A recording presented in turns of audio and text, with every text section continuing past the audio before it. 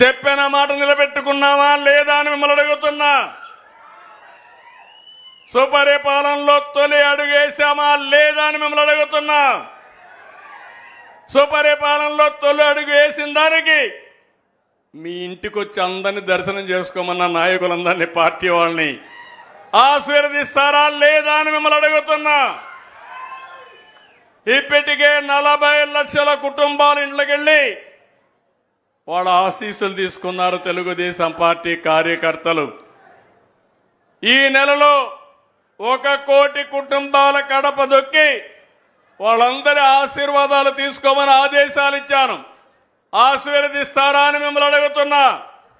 గట్టిగా చప్పట్లు కూడా చెప్పండి, ఈ పార్టీ అవసరమని. తమిళలో రైతు సంక్షేమం ఈ పార్టీ యొక్క ధ్యేయం. నీళ్లు ఇవ్వడంతోనే కాదు, ఎక్కడ కూడా ఏ రైతుకు కూడా ఇబ్బంది రాకూడదు. మీరు మంచి పంట వేసుకోవాలి. ఈరోజు ప్రపంచంలో ఆహారపు అలవాట్లు మారుతున్నాయి. మారిన అలవాట్లు బట్టి మన పంటల విధానాన్ని కూడా మనం మార్చుకొని ముందుకు పోవాల్సిన అవసరం ఉంది. ఇటీవల మీరు చూస్తే చిత్తూరులో మామిడి ధరలు పడిపోయినాయి.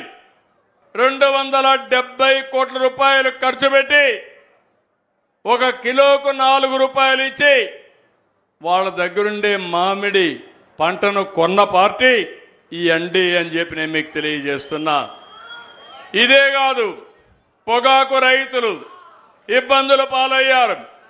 20 మిలియన్ కేజీలు వాళ్ళ దగ్గర ఎవరు కొనేవాళ్ళు లేకపోతే ఏమైనా పర్వాలేదు, 1 క్వింటాల్ 12,000 రూపాయలు కొనమని స్పష్టమైన ఆదేశాలు ఇచ్చి కొనిస్తున్నా.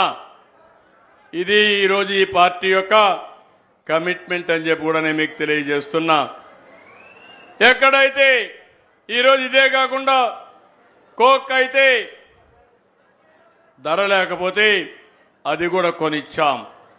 రైతులందరికీ విజ్ఞప్తి చేస్తున్నాను, సకాలంలో విత్తనాలు ఇస్తున్నాం, క్రిమి సంహారక మందులు పెడతాం, ఎరువులున్నాయి.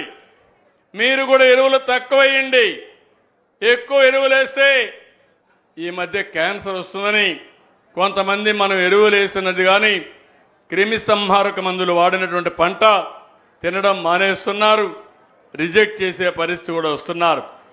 తొందరలో రైతులందరికీ శుభవార్త.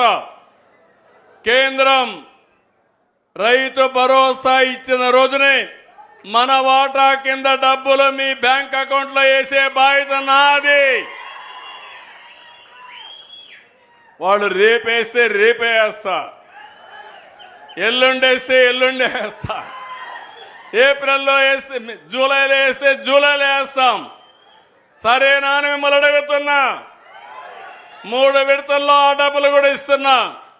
మా ఆడబిడ్డలందరికీ శుభవార్త.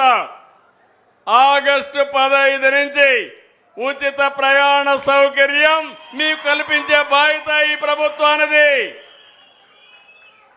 ఏం తమ్ముళ్ళు, చెప్పిన పనులు చేస్తున్నానా లేదని అడుగుతున్నా. 10 లక్షల ఉద్యోగాలు, దగ్గర 10 లక్షల కోట్ల రూపాయలు పెట్టుబడులు వస్తున్నాయి. 8,50,000 మందికి ఉద్యోగాలు వచ్చే పరిస్థితి వస్తుంది. నేను ఆ రోజు చెప్పాను, పిల్లలందరినీ కోరుతున్నా, సమయం వెయిట్ చేయొద్దండి, చదువుకోండి, స్కిల్ డెవలప్మెంట్ చేసుకోండి. మీరు ఇంటి దగ్గర కూర్చొని డబ్బులు సంపాదించవచ్చు, లేకపోతే మీరు పోయి ఆఫీసుల్లో పనిచేయచ్చు, ఫ్యాక్టరీలో పనిచేయచ్చు. అవసరమైతే మీకు ఉద్యోగం వచ్చే వరకు నిరుద్యోగ భృతి కూడా ఇచ్చి అమ్మా నాన్న పైన ఆధారపడకుండా మిమ్మల్ని ఆదుకునే బాధ్యత ఈ ప్రభుత్వాన్ని. అయితే మీరు శాశ్వతంగా ఇంట్లో ఉంటామంటే అది మీకే కాదు, కుటుంబానికే కాదు, సమాజానికే భారం అవుతుంది. ఈరోజు కష్టపడే రోజులు పోయినాయి. ఈ విషయం కూడా మీరు గుర్తుపెట్టుకోవాలి. స్మార్ట్ వర్క్ అంటున్న హార్డ్ వర్క్ కాదు. ఏం తమ్ముళ్ళు, నేను ఒకటి అడుగుతున్నా. ఇటీవల వాట్సాప్ గవర్నెన్స్ పెట్టాం. 550 సర్వీసులు ఆన్లైన్లో ఇస్తున్నాం. ఆగస్టు 15 నెలే 700 సర్వీసులు వాట్సాప్లో ఇస్తాం. అందరికీ సెల్ ఫోన్లు ఉన్నాయా? ఉన్నాయంటే చేతులు పైకెత్తండి. ఆ సెల్ ఫోన్లు వచ్చినప్పుడు మీరు చూశారు కదా, నేనే పోరాడే. అప్పట్లో నన్ను ఎగతాళి చేశారు. 420 అన్నారు. నన్ను 420 అన్నవాడు